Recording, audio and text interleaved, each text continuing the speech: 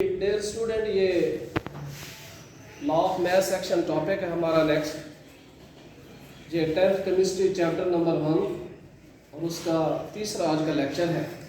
Law of math section क्या चीज़ है?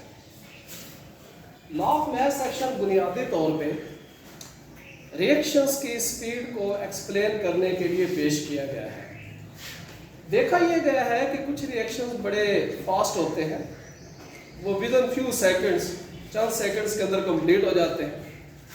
कुछ रिएक्शंस की रफ्तार मॉडरेट रेट होती है, दरमियानी रफ्तार से चलते हैं, कुछ दिन लग सकते हैं, चंद घंटे भी लग सकते हैं। और कुछ रिएक्शंस जो है वो बहुत ही स्लो होते हैं, उनको मुकम्मल होने के लिए कई साल का अरसा दरकार होता है।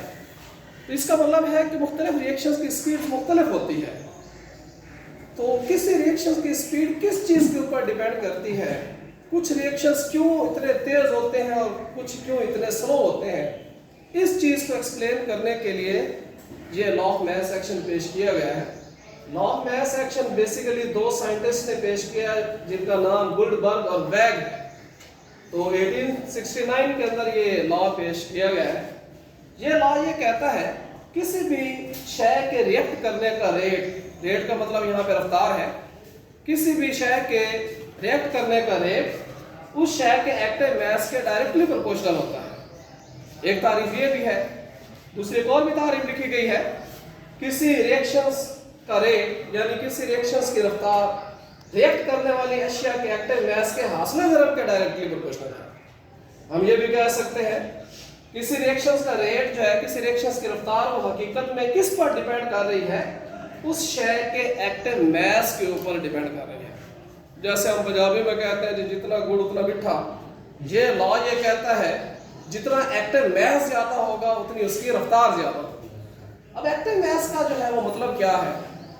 एक वर्ड सिर्फ बोला जाता है मास के लिए और ये दूसरा वर्ड है एक्टिव मास। इन दोनों के अंदर फर्क क्या है? साइंटिस्ट ने ये देखा है कि जब कोई रिएक्शन स्टार्ट करते हैं और रिएक्टेंट्स प्रोडक्ट्स में चेंज होते हैं तो सारे रिएक्टेंट्स के मॉलिक्यूल्स प्रोडक्ट्स में चेंज नहीं हो सकते। उनके अंदर सलाहियत ही नहीं है कि वो प्रोडक्ट्स में चेंज हो जाए। रिएक्टेंट्स में से कुछ मॉलिक्यूल्स प्रोडक्ट्स में चेंज होने की सलाहियत रखते हैं। वो मॉलिक्यूल्स रिएक्टेंट्स के जिनमें प्रोडक्ट्स में तब्दील होने की सलाहियत है उसके मास को एक्टिव मास कहते हैं। चूंकि सारे मॉलिक्यूल्स प्रोडक्ट्स में तब्दील नहीं हो सकते इसलिए सारा एक्टिव मास नहीं है, उसको सिर्फ मास तो कह सकते हैं। मिसाल के तौर पे रिएक्शन स्टार्ट हो गया और रिएक्टेंट्स जो है वो 10 ग्राम है और 10 ग्राम में से सिर्फ 3 ग्राम प्रोडक्ट्स में चेंज होने की सलाहियत रखता है, तो वो 3 ग्राम क्या होगा? Active mass. जबकि 10 ग्राम क्या है? वो सिर्फ मास है। एक्टिव मास रिएक्ट करने वाली अशिया का वो मास है जो वाकई ही प्रोडक्ट्स में तब्दील होने की सलाहियत रखता है। तो किसी रिएक्शन का जो रेट है, रफ्तार है, वो रिएक्ट करने वाली अशिया के एक्टिव मास के असली ज़रब के डायरेक्टली प्रोपोर्शनल है। जितना एक्टिव मास ज्यादा होगा रिएक्शंस की रफ्तार उतनी ज्यादा होगी। इसकी थोड़ी एक्सप्लेनेशन देखते हैं कि फर्ज करते हैं हमारे पास एक केमिकल रिएक्शन है जिसमें रिएक्टेंट्स ए और बी जबकि सी और डी क्या है? प्रोडक्ट्स हैं। इस इक्वेशन के ऊपर लॉ ऑफ मैथ सेक्शन को अप्लाई करते हैं, लागू करते हैं। लॉ ऑफ मैथ सेक्शन क्या कहता है कि फॉरवर्ड रिएक्शंस की रफ्तार किस पर डिपेंड करेगी? रिएक्टेंट्स के एक्टिव मास के ऊपर। ए और बी का एक्टिव मास जितना ज्यादा होगा फॉरवर्ड रिएक्शंस की रफ्तार उतनी ज्यादा होगी। तो फॉरवर्ड रिएक्शंस का रेट रिएक्टेंट्स के एक्टिव मास के हासिल ज़रब, यहाँ पे ज़रब है, हासिल ज़रब के डायरेक्टली प्रोपोर्शनल है। इसको थोड़ा सिंपल किया है, फॉरवर्ड रिएक्शंस के रेट को आरएफ से ज़ाहिर किया है, रेट ऑफ फॉरवर्ड रिएक्शन। इस साइन को खत्म किया है प्रोपोर्शनैलिटी को और यहाँ पे मैंने कांस्टेंट लगाया, डायरेक्टली प्रोपोर्शनल का कांस्टेंट है केएफ। केएफ क्या चीज़ है? This is constant for forward reaction. A और बी उसी तरीके से लिखा है। जब प्रोडक्ट्स बनेंगे तो रिवर्स रिएक्शन नहीं होना है। रिवर्स रिएक्शंस की रफ्तार किसके ऊपर डिपेंड करेगी? प्रोडक्ट्स के एक्टिव मास के असली ज़रब के डायरेक्टली प्रोपोर्शनल है। रिवर्स रिएक्शंस का रेट डायरेक्टली प्रोपोर्शनल है प्रोडक्ट्स के हासिल ज़रब के।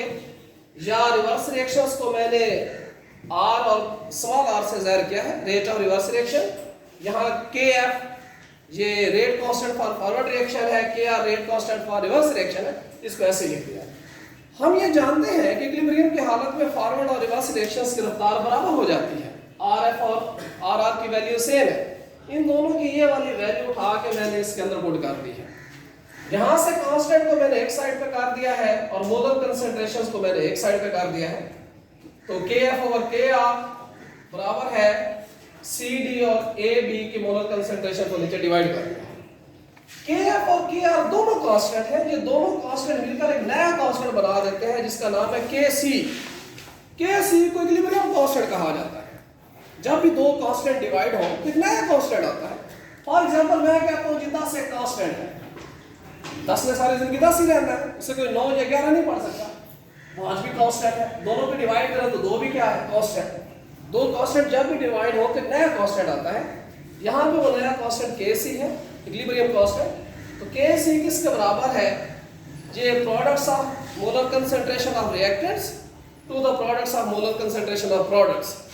रिएक्टेंट्स की मोलर कंसंट्रेशन का हासिल ज़रब और प्रोडक्ट्स की मोलर कंसंट्रेशन के हासिल ज़रब के दरमियान निस्बत को KC कहते हैं, इक्विलिब्रियम कांस्टेंट। एक और नेक्स्ट है इसके अंदर जनरल रिएक्शन की मदद से KC अखज़ करना।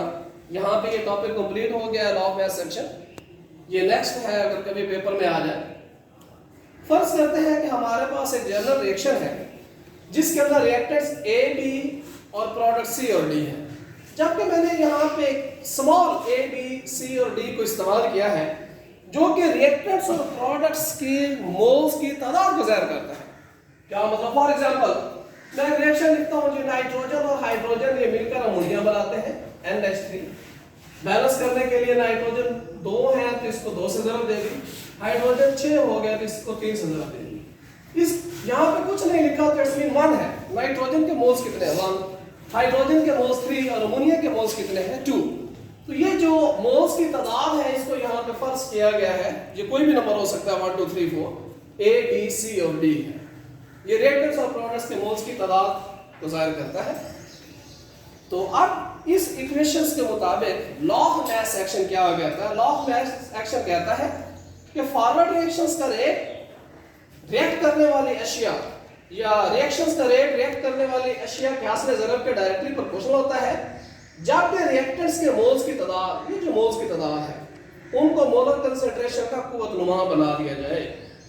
इसी चीज को अगर मैथमेटिकल फॉर्म में लिखें, रियाजियाती शक्ल में लिखें तो फॉरवर्ड रिएक्शंस का रेट रिएक्टेंट्स की मोलर कंसंट्रेशन के हासिल ज़रब के डायरेक्टली प्रोपोर्शनल है जबकि मोल्स की तादाद को क्या करना है? आपने उसका कुव्वतनुमा बना देना है। उसी तरीके से RF rate of forward reaction is equal to, इस साइन को खत्म करके मैंने प्रोपोर्शनैलिटी कांस्टेंट लगा दिया KR और इस इक्वेशन को ऐसे लिख दिया है। इसके रेट का जैसे ये एक्सप्रेशन लिखा गया है बिल्कुल उसी तरीके से रिवर्स रिएक्शंस का रेट C इसकी मोलर कंसंट्रेशन और मोल्स की तादाद उसको बतौर कुव्वतनुमा बना दिया और D और ऊपर D के हासिल ज़रब के डायरेक्टली प्रोपोर्शनल है। इसे मैथमेटिकल फॉर्म में रियाजियाती शक्ल में इस तरह से लिख सकते हैं। रिवर्स रिएक्शंस का रेट डायरेक्टली प्रोपोर्शनल है प्रोडक्ट्स की मोलर कंसंट्रेशन के हासिल ज़रब के जबकि मोल्स की तादाद उनकी कंसंट्रेशंस के बतौर कुव्वतनुमा लिख दिए गए। इसको दोबारा इस तरह से मैंने लिख दिया है। इक्विलिब्रियम की हालत में हमें यह पता है कि फॉरवर्ड और रिवर्स रिएक्शंस का रेट बराबर होता है। दोनों मैंने RF और RR की वैल्यू पुट कर दी है, कांस्टेंट को एक तरफ शिफ्ट कर दिया है, रिएक्टेंट्स और प्रोडक्ट्स की मोलर कंसंट्रेशंस को एक तरफ लिख दिया है। हमें यह पता है कि दो कांस्टेंट जब भी डिवाइड हो तो एक नया कांस्टेंट आता है। यहाँ पे उस कांस्टेंट को KC का नाम दिया गया है, इक्विलिब्रियम कांस्टेंट। और KC बराबर किसके है? KC बराबर है प्रोडक्ट्स की मोलर कंसंट्रेशन के हासिल ज़रब जबकि रिएक्टेंट प्रोडक्ट्स के मोल्स की तादाद उनकी मोलर कंसंट्रेशन के बतौर कुव्वतनुमा और रिएक्टेंट्स की मोलर कंसंट्रेशन के हासिल ज़रब जबकि रिएक्टेंट्स के मोल्स की तादाद उनकी मोलर कंसंट्रेशन के बतौर कुव्वतनुमा। इस निस्बत को यहाँ पे KC कहते हैं, इक्विलिब्रियम कांस्टेंट। ये जनरल रिएक्शन की मदद से KC को अखज़ किया गया।